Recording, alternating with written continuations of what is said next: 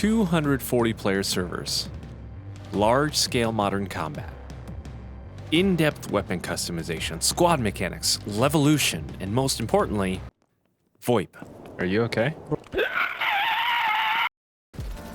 No, unfortunately, as you can see, this is not Battlefield. While many of these features were expected to be in Battlefield 2042, sadly, these are not. But there's a bright side to this. The game you see on screen right now has all these things. I know it probably doesn't look like much. It's not the hyper-realistic style of game that you're used to seeing on this channel. But what it does offer are some really cool features that make it a unique experience that you can currently try in the free open playtest. All you have to do is head to the Steam store and request access. If you're seeing this video before the weekend, you can request access now and get to playing. You're automatically able to get into the test for free right now. However, at the official early access launch, the price is going to be about $20. So let's talk about this game and then we'll talk a little bit more about the pricing at the end. My name is Tacti. Thank you so much for clicking on this video. If you're new here, I cover first-person shooters, so if that's your thing, help me get that silver play button by the end of the year. Alright, so what is Battlebit Remastered? Well, it's essentially a browser game that turned into a Steam Early Access launch coming here in 2022. Based on the current state of the playtest, I would expect this launch to be sometime early this year, as the playtest has run pretty well for me. Despite the incredibly large server count of 240 players, I really didn't have a whole lot of problems. There is a smaller map where things just get insane and the destruction is all around you, and that was my only crash. And I played around 3 or so hours, but other than that, I didn't have a whole lot of issues. Upon release, the game will offer 11 different game modes that will be played on 16 different maps, which this number is essentially doubled because there are night modes of each of these maps, so you can just pop on your NVGs and you can see those IR lasers flying around. For the most part though, these maps are fairly large in size, with the ability to utilize multiple tanks, BTRs, and Humvees on almost any map. The game has some great features that I mentioned in the beginning, and it's got numerous weapons that offer great customization. 29 total weapons can be customized with optics, foregrips, lasers, camouflage, just everything that you'd want in a modern shooter. The game leads slightly more hardcore than, let's say, Battlefield, but still leaves some time to get to cover after being hit from enemy fire. Different ranges are going to affect this as well, as the ballistics in this game offer things like different bullet velocities and bullet drop. It really is Battlefield with a more polygon atmosphere. And what's nice is it's even got these Battlefield moments.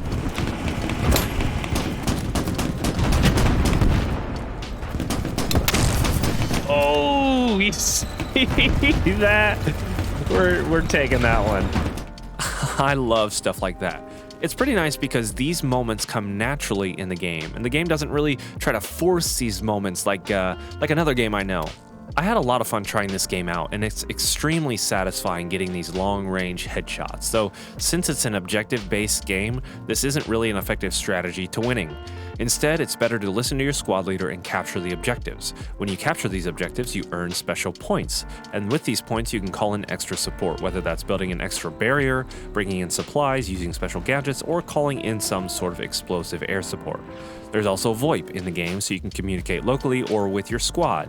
Be aware though, the enemy team can hear your voices over the mic. The squad system offers certain classes, with some classes being restricted in what weapons they can utilize, and I found the support class is my favorite.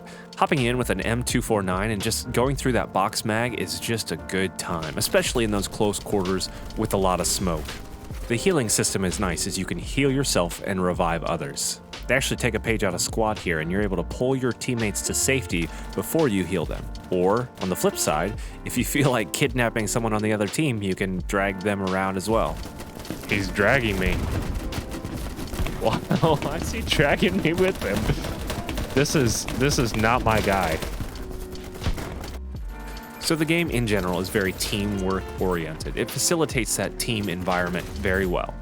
And like I said, this was a lot of fun for me, though I can't say this is something that I personally am going to be adding to my usual gaming habits. But that's just me. The whole reason I got a PC in the first place was to immerse myself in realistic environments so I could LARP for hours. This game doesn't really fit that. But in this case, it could be a great alternative for you if you don't have a beefy PC, as the recommended specs in this are an i5 and a 600 series GTX cards. That stuff you can find dirt cheap nowadays, and it only takes about 2 gigs on your hard drive. You could literally put this thing on a flash drive, so for what you get here, it doesn't take much to enjoy.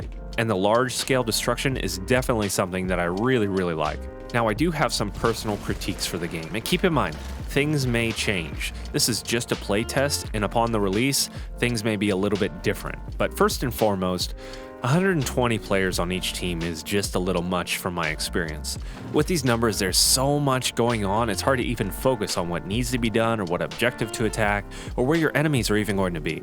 It's literally just a madhouse, especially when it comes to the smaller maps that I was talking about before.